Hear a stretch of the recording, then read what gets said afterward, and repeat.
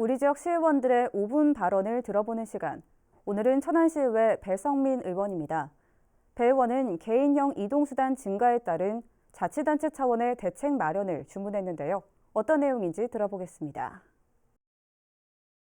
최근 4차 산업의 한 분야인 모빌리티 혁명의 일환으로 전국적으로 전동 킥보드 등 개인형 이동수단의 보급 및 이용이 빠른 속도로 증가하고 있으며 특히 코로나19 영향으로 비대면 교통수단이라는 장점이 부각되면서 개인 이용자 중심으로 교통수단이 변화하고 있습니다.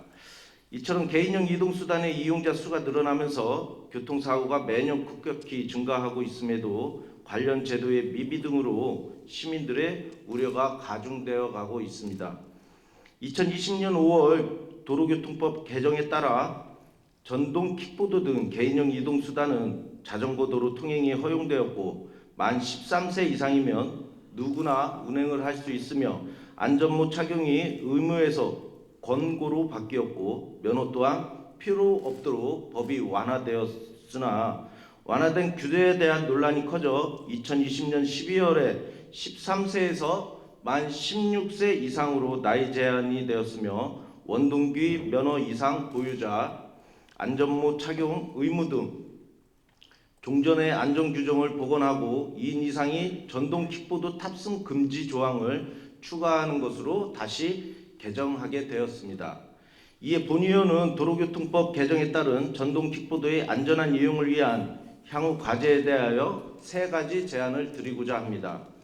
첫째, 전동 킥보드 안전 운행을 위한 인프라 확충입니다. 도심지 내 자전거 도로가 턱없이 부족하고 있습니다. 도로교통법 개정으로 전동 킥보드의 자전거 도로 운행이 허용되었으나 자전거 도로가 없는 곳에서는 법 개정 전과 같이 차도 우측으로 통행해야 합니다.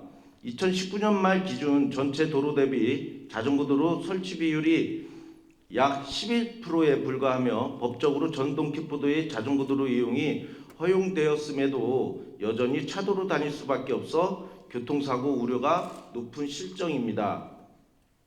도심지의 도로는 지방자치단체가 관할하므로 우리 시에서도 재원 확보를 통하여 자전거 도로의 대폭 확충이 필요하며 현재 설치 운행 중인 자전거 도로에 대하여도 전동 킥보드가 안전하게 운영될 수 있도록 교통시설 및 장비를 점검할 필요가 있습니다. 천안시에서 또한 자전거 도로와 보도의 교명도로의 경우 전동 킥보드와 자전거 그리고 보행자의 안전을 위하여 효과적인 운행관리 방안이 마련되어야 할 것입니다. 둘째, 보도 운행 방식에 대한 홍보 강화입니다. 보도에서의 전동 킥보드 운행의 위험성은 매우 큽니다. 전동 킥보드의 보도 운행은 원칙적으로 금지되며 위반 시 범칙금이 부과됩니다. 전동 킥보드의 운행자는 보도 또는 횡단보도를 건널 때 전동 장치를 끈 채 이를 끌고 보행해야만 합니다. 이처럼 전동 킥보드의 운행 방식이 차도와 보도에 따라 차이가 있음에도 이에 대한 안전의식이 정립되지 않아 차도에서 운행하는 것처럼 보도에서도 최대 속도 25km로 운행할 경우 보행자의 안전을 보장하기 어렵습니다. 또한 아무 곳에나 세워진 전동 킥보드는 노인 및 시각장애인들에게 단순 불편함이 아니라 위협이 될 수 있으며 운행 시 소음이 거의 없어 위험에 대처하기 힘들게 됩니다.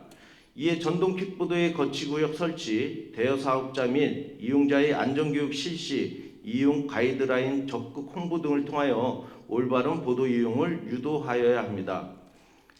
마지막으로 천안시의 시민안전보험 등을 활용하는 것입니다.